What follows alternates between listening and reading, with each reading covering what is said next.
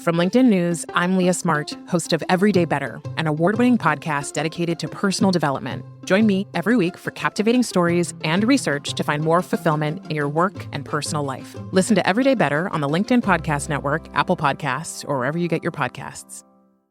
The HP AI PC breaks language barriers instantly by translating up to 44 languages in real time, powered by the Intel Core Ultra processor. With the right tools, work doesn't have to feel like work. Learn more at hp.com/AI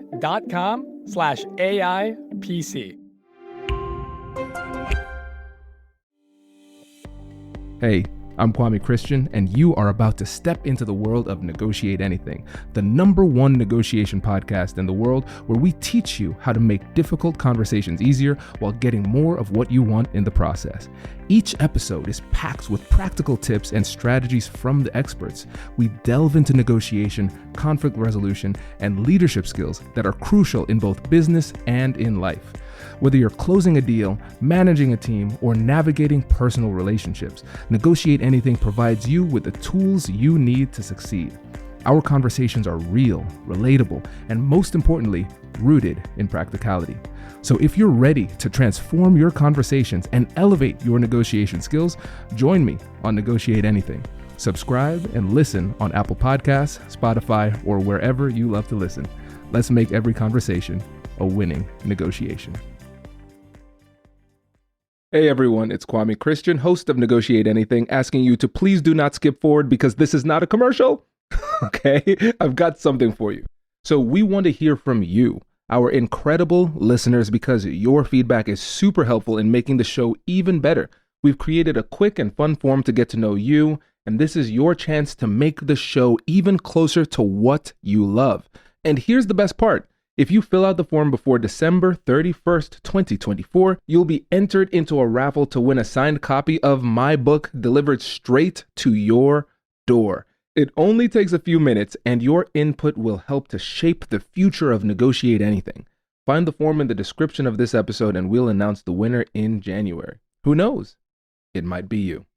Thanks for helping us to make the show even better and even more connected Patrick, to you. thanks for joining us today. Good luck in the raffle. Hey, Kwame, boom, let's do something big.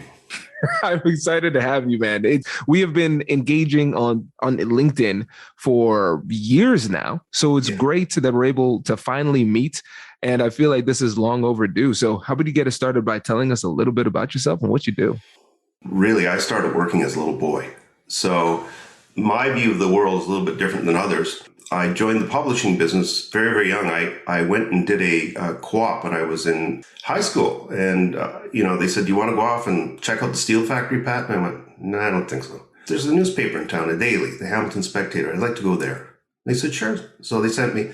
I walked in. There's all these people smoking cigarettes, drinking coffee, making little drawings and stuff like that. They're on the phone. They're having a great time.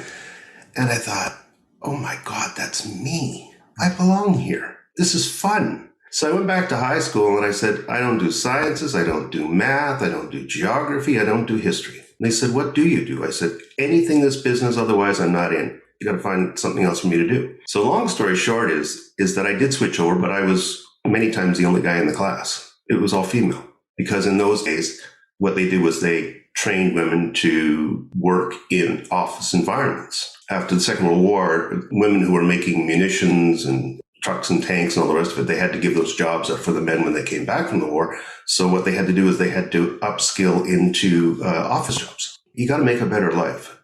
We're either going to strengthen our back and learn how to be self-sufficient, or we're just going to end up working in a factory, and that doesn't work for me. For the listeners who are listening just auditorially, can you give them a background on what years we're talking about at this time? 1971 to 75. And I would have been 14 to 18 years old. I lied at age 15 to get into the piano moving business because the money was good. And it was just like a great journey. So what I do is I created my own education so that I could build out. And now I coach PhDs on how to write books, launch products. I help them with things like product distribution because I'm a launch guy. I launched a lot of products for the 3 or 4 biggest companies that I worked for near the end. So I spent just under 30 years in corporate sales. And my lifetime deal book, as we spoke about beforehand, is between $350 and $400 million. But it could be more, but it certainly isn't less. I launched a lot of products because I knew how to do it. And, my colleagues were spending all of their time trying to figure out how to market stuff. I wanted to figure out how to resize things. And the reason that I left the business was I had been in line for directorships forever, and I didn't really care about management. I really cared more about the impact that I could have on the publishing business, which is how I came to write my books from a news perspective, not from a I need a book perspective. I didn't intend to write any books. I just started writing stuff for my company, Centroid Trading and Marketing. What happened was that I was getting all these weird calls from people saying, I just read what you sent this morning, talking to a couple of trading companies. They want me to fill in all these forms, and you just seem to have this edge on what we should be doing. And quite frankly, in some cases, we're just not brave enough to do what you're recommending. So would you come on in? And that's how I built my business out. It's incredible. And I love how organic it was. This wasn't contrived in any way. Looking back, the steps make sense. Obviously, at that moment, you're probably saying to yourself, where is this going? Now it makes complete sense how you got to this point. And Patrick, one of the things that really drew us together online was our love of negotiation strategy. Disdain sounds strong. Our frustration with the focus on tactical thinking in negotiation versus strategic thinking. And so I want to get your thoughts on, first of all, when you think about negotiation strategy, let's just start on a very basic level. What does that mean to you? Well, to me, it means really understanding what it is that the other side needs. I have to understand what's meaningful to my company. And what you end up with is an expectation gap. And so the question becomes, is there a framework that you can design? So I often say that, there'll be honor among ladies and gentlemen, or there'll be honor among pirates. You just got to let me know which one. I'll acclimate. From there, I think you do, you ask the really hard asks. You qualify super hard and just ask your negotiation partner. And I've done, like, a big deal for me was $12, $13 million a year. And I would just sort of say, what do you guys really need? What are they pounding the table for? And I'd usually get a reasonably honest answer. And I'd say, all right, let me go back, talk to our side. And there's always the question of, do we get more rate? Do we get more business? So for me, it was, if I couldn't get as much rate as I wanted to convert business that I didn't have. So for me, I look at the whole win-win, win-lose, lose-win, and whatever the fourth one is, and I kind of go, it doesn't apply.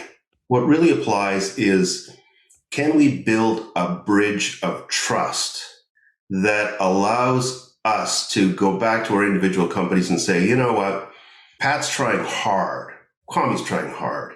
Let's give these guys a little bit of leeway to work some stuff out. And, can we get Pat to de-risk a deal enough so that we don't have to be worried if we move some more business across the table to him? So you might say, what happens after that? And so what happens after that is, in my view, so I talk a lot about cost modeling up, cost modeling down. It's kind of an odd topic, but none of us see numbers the same way. We could talk about units, we could talk about gross net price, we could talk about percentage up and down. We could even talk about moving decimal points. And I can tell you, I can share with you for sure that I've sat in front of some of the top tax experts in Canada and just sort of said, we don't see numbers the same way, do we? They went, I don't know about that. I said, well, let's get up on a whiteboard and I'll show you why. So I have this theory of 2.5%. I'm saying to people, if you could walk into a place of business where you could talk to the owner or the head of the department and just walk in and say, I'm ready to buy a product. I have the money. I have the credit card. I'm going to do a deal today with somebody. I really like you. I don't want to negotiate. But you know what? I really deserve 2.5% off. How do you feel about that? Hello, my friends. Before we get back to today's episode, I want to ask you a question. Have you ever wondered how to elevate your team's negotiation game and how you can help the folks on your team have better, difficult conversations? At the American Negotiation Institute, we offer transformative keynotes and workshops tailored to empower professionals with top-tier negotiation and conflict resolution skills. Whether it's a keynote for your next event or hands-on training for your team, we've got you covered. Don't just negotiate. Master the art with the American Negotiation Institute. Click the link in the description to find out more. Elevate, negotiate, and succeed. Introducing the HP AI PC, your powerful AI assistant. Easily search through personal files, gain valuable insights, and make smarter, more informed business decisions. Unlock the future of work today with the HP AI PC, powered by the Intel Core Ultra processor. With the right tools, work doesn't have to feel like work. Learn more at hp.com/AIPC.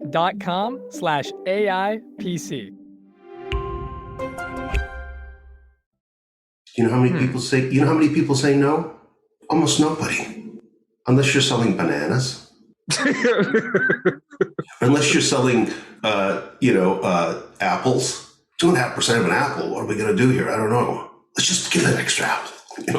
I actually went into a car dealership in a little bit of a rushed state one time, and I just said, "Here's all the things that are going wrong with my life." And I just sort of said, "Can you point out a car that's going to work for 3 years? Because I'll be good by then." And he says, "Well, come on over here. It's got 200,000 kilometers on it, but believe me, this thing's going to go for 3 years." I said, "I'm going to buy a car today. I'd love to buy this car from you. You know what kind of shape I'm in.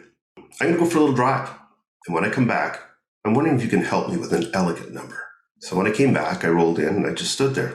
The sales guy comes over and says, "Sales manager wants to see you." He said, "You're not really negotiating." I said, "No." I said, "I just need some help today." He said, "Okay, 6.5% off." I didn't negotiate. I did the backwards. You see, I actually think that if you reach out to people and just say, I'm not really a confrontational guy. I think a lot of people who think negotiation is all about this pounding the table stuff. It's the opposite. As the money gets really big, the conversation becomes softer and softer and softer. Unless people are under a lot of duress, in which case they become the 10,000-pound moose charging. And I've seen both. And the thing is, can you acclimate? And just around strategy. So this whole thing about being tactical, from World War II, the end of World War II, which is around 1948, until the year 2000, sellers were able to use tactics. And you would say, why? Because we couldn't build product fast enough. You always suffered the potential of scarcity. Just think of the Cabbage Patch doll. Parents punching each other out to get a doll for their little kid, right? And then around the year 2000, it flipped over and everything became globalization 24/7. Couldn't go to sleep because if you went to sleep, somebody would be circling your bowl. I want what's in Pat's bowl. Where are you from? Chile. But that's what the internet did. And so that's why we have the kind of marketplace we have right now. And so up until about the year 2000, sellers could be tactical. Now they can't. We have to be strategic. Let's say that my CEO calls me in and she says, "Pat, we got a $2 million problem on the phone." Does she want the 5,000 word answer, or does she want the 500 with great efficacy and 3 ranked, doable, workable solutions? I'm thinking the 500, right? So what if I'd have gone the tactical way and hung my head between my knees and said to my CEO, "What am I supposed to do?" I think by the time I landed, the Eagles would have a nest built on my butt. She'd drop kick me right out the window. I don't care how many stories up I'd be in. I'm hoping the fall would kill me. You see, to me, that's how much the world has changed. And we talked briefly about just styles of negotiators. Beautiful book on styles written by Marcus Buckingham. He expands the whole style thing. I think it gets a little bit confusing. And then you go the other end of the spectrum where you've got, in the negotiation world, says there's only 3 negotiation styles that exist. Well, if that's the truth, then there are really only 3 people styles that exist. And we know just through simple work with models like DISC, there's creativity models out there. We know that, there's at least 4. Generally with DISC, what happens is you've got a primary and a secondary style. So you've got things like, people who are, sort of A-type thinkers. You've got conciliatory types. You've got analytic types. And then you've got communicators. And everybody's tried to use the same model over and over again. They've tried to use birds. So-and-so's a budgie. So-and-so's a canary. So-and-so's a crow. So-and-so's an eagle. But the truth is there's those four basic ones. And then when you stop and think about it in a corporate setting or even an academic setting, you have people who are highly political. So whatever way the wind is blowing is the way that they're going to go. That's just the way they are. And then you've got people who are always looking to curry influence. So they'll always sort of think to themselves, all right, so what is in it for me? And then in my view, you've got people who are highly emotional and they just swing. When I get thinking about aggressive negotiators, these people to me are people that are volatile. It doesn't matter what environment they're in, they're just like that. And so you have to kind of look at these people and you have to say, all right, so can I figure out this Rubik's Cube today? Can I figure out what their puzzle is? And you see, the thing is, if I sit with somebody for more than one negotiation, I got them. I can just neutralize them going forward. I anticipate their needs. I insert deeds. In a negotiation, I always want to be the first person to give something. See, I really believe in the law of reciprocity. I just think it looms large. Now, are there high self-interest people? Of course there are. But in the corporate world, it generally doesn't work that way. Now, I used to negotiate with Walmart for about a decade. And I can tell you it's it's like the Wild West when you go in there. You go into a little meeting room, there's 4 stacking chairs, there's no paintings on the wall, there's a little window about that wide, and every 27 minutes somebody's pounding on the door saying, you gotta get out of there, we're the next in. And so what you have to do when you go into Walmart is it's like, boom, your proposal hits the table. Sometimes you put an executive summary on the front just so you get to price, and then you just kind of go through, here's the value equation, here's how I've de-risked it, here's the reason why if you don't buy it, you're going to wake up in the morning and you could just go crazy that you didn't do it and somebody else did. Does it work all the time? No. But that's the impact of that's their corporate culture. I know that when I walk into any building, I'm walking into their house and their rules and their culture. And so it's up to me to try and figure out how I sound like them as quickly as possible. So I'm laying down those trust planks across the bridge so that I can start to sound like an insider. And as an insider, I can offer up creative options which are meaningful to them. You see, the worst thing you can do in a negotiation is go in with stuff. Anybody can buy stuff. What people will pay money for is creativity. You show anybody in the business world, in the legal world, in the medical world, how they can have a market advantage for 2 months and they'll crawl over broken glass to get at you. And price is not a problem. Competitive advantage, think about it. It's huge. So I'm picking up some themes here. So first, we're talking about the need to establish and build trust. And we're also talking about how we can minimize risk so it feels safer to them to do business with you. So they're not worrying throughout the interaction or worrying about giving you future opportunities. And then also creating that recognition that working with you isn't just buying a commodity, it's giving them a competitive advantage. And then, correct me if I'm wrong, but it sounds like for you, strategy is figuring out what you need to do to accomplish those goals. Trust, minimizing risk, and those type of things. So my philosophy on negotiation is remove negative risk, add positive risk, maintain the relationship, and do smart deals. Don't do deals that don't have enough profit in them, because profitless deals always leak. That's known as a strategic deal. That was the fourth one of the 4 quads. We only use strategic deals on very rare occasions when we're trying to block somebody. So it's the only reason we do it. Otherwise, why would you do a profitless deal? You wouldn't do it. Exactly. You would do it based on futures. Now, as far as strategy goes, I think in SWOT: strengths, weaknesses, opportunities, and threats. And then I shorten that to key leverage points and business implications. And key leverage points, if you take a crowbar and you put it up against a chest that weighs 800 pounds and you just tip it down like that, the whole chest goes up.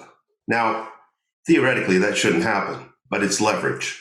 And we often use the word leverage. I can leverage the fall. No, relax. Leverage is a scalable thing. Do you have a little bit of leverage or do you have a lot? See, the only time you really get stuck in negotiations is when you have no leverage. And that's when you'll even do deals with people you don't like. And think scarcity. When we run out of food or water, we run into people that we generally just don't like. We fork over the money because we need food and water. But if we don't need food and water, we're not buying from them. We may not even talk to them. As far as strategy goes, so if you think in SWOT, then what I've done is I've done something a little bit different. So I've done a SWOT analysis on the seller, on the buyer, and as our highest predatory competitor.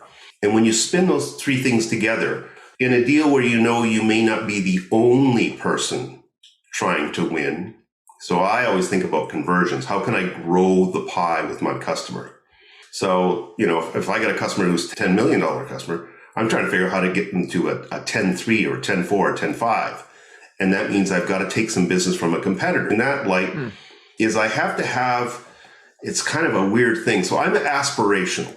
So I always think about how can I fill the gap from where my customer is to where they want to go? And the question that I often use when I walk in to see a customer is, what revenue can you see but not touch with the current negotiation skills that your people possess? Because you can tell how much yield people are getting in your negotiation channel and how many times that you get sick to your stomach and have to crawl out of your channel because you have to keep feeding the troops. It's hard. But you know what happens is that people at the beginning of quarters, they will just do the craziest deals ever. And as they get closer to their quota and they hit quota, all of a sudden they become Mrs. and Mr. Relaxation. Customer comes in and says, I need help. The world's not fair. I know the world's not fair, but that's life. At the beginning of the quarter, geez, things are unfair out there. And then you get senior executives. I love senior executives because they're some of the worst negotiators in the world. They're great managers. In many cases, they're great leaders.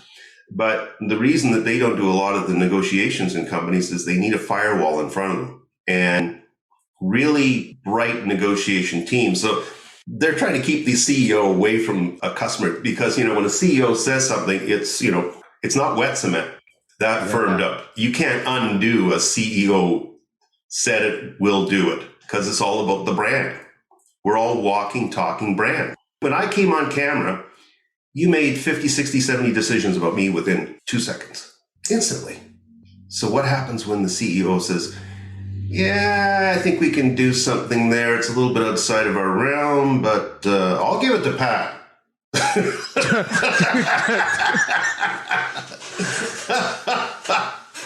Oh, so those are some of the things that happen. So as far as strategy goes, I think I've talked to you about, how I think in SWOT and leverage and business implications, which are the thing that keep you up at night. But there's also age-old strategies that have been around forever. The one that most people can remember, and it's in the real estate business, right? If you've ever bought or sold a piece of property, what people do is they shame you into splitting the difference. If somebody ever says to you, split the difference, look at them and say, all right, you've already determined what you can give away and you want things I don't have. Think about it. Think about it. So let's say that you qualified for a $300,000 mortgage. You're looking at a place that's just outside. It's like, I don't know, it could be like 340 or 350 because your real estate agent took you there. It's an aspirational thing, right? The seller comes back and says, I know you've only got $300,000, but you know what? If you can meet me around 319.5, then we got a deal. Well, you haven't been qualified for 319.5. You got to go back to the bank now. But that seller always knew that they were slightly overpumped on the price, which is why splitting the difference for them made perfect sense. It's the laziest negotiation strategy in the world. It's one of the most manipulative. Let me go the other way. Oftentimes in the corporate world, I ran into a friend of mine, Steve Kosick, and he was like a Da Vinci. He was a Michelangelo to watch him negotiate. He was the most beautifully theatrical, in-control negotiator I'd ever seen. And his annual budget was $100 million in media spend for the Hudson's Bay Company, department stores. So I remember the first time I saw what he did, and I went, oh, man. So what happened in the newspaper business was the on-page advertising started to become less compelling because we just raised rates so much. And so what they wanted to do was put things in the center of the newspaper that were full color where they can control the environment, how the ink laid on top of the paper. So it's a perfect replication, as opposed to on a newspaper page that's being printed at 20,000 pieces an hour. You don't always have the control, but in a situation where you can control humidity or dryness, you can slow the press down, you can speed it up, you can do all kinds of things, right? But in the newspaper business, you can't do it. You gotta pump it out. War and Peace every 24 hours. Out the door she goes. And with morning delivery, it's even worse. So we go with our rate increases on the on-page advertising, and he would just battle like hell on those rates. And I remember the first time I saw it, I kind of went, all right, well, kind of, if I was him, I'd be a little bit off, but this is a little bit over the top. And he would just elongate that part of the negotiation. And finally, we come to an end and he said, you guys just made me sick. I can't believe what you've got me agreed to pay for on-page advertising, which, I'd rather be in flyers. And by the way, don't even dream about raising rates on flyers. You have scalded me in the first round of this negotiation. Negotiation over, go right up the contract. Don't put a penny on those flyers. Nothing. That's how badly you bruised me on the first round. He was never interested in the first round. It's the secondary target that he was interested in. So that's an example of being a little bit theatrical to make your point and in order to get what you wanted. But it's predetermined. So once I saw it once, I started to notice it again and again. He also had another one, which I refer to as the bonus round. And as a buyer, he could do it. So we always had these guys coming in from out of town. They would come in from Calgary, Edmonton, Montreal, all over the place. And the head office for the Hudson's Bay Company was in Toronto. And these guys were always like jittery, right? Because they wanted deals. They wanted to go back to their bosses and say, we took on Steve Kosick at the Bay and, or we went to Walmart and we really showed Walmart what it was all about, right? But inside, I knew that they were just like their stomachs were... It's like one of those Pepto-Bismol commercials, right? So, the guys with the pink jumpsuits on. But you can just see the stress rolling off these guys, right? And so what would happen is that, these buyers, Steve in particular was the best at it, Steve Kosick from the Bay. He would go, yeah. And then all of a sudden he'd drop his pen and he'd go, I just thought of something. The guys upstairs are never going to go for this. I just can't play. I don't know. And he'd start lifting up pieces of paper and go, oh, no, that's even worse. Oh, God, what am I going to do? And so my guys are on the other side of the desk and they're looking at Steve and they're going, we're that close to the deal. It's like, we had him. He was right in the bag. It was a lock, and all of a sudden it all fell apart. And so Steve would continue with this confusion, and he'd look around the room and he'd untie and tie his shoes. He would just play with all kinds of stuff on his desk until finally my colleague would lean over and say, Steve, you seem troubled.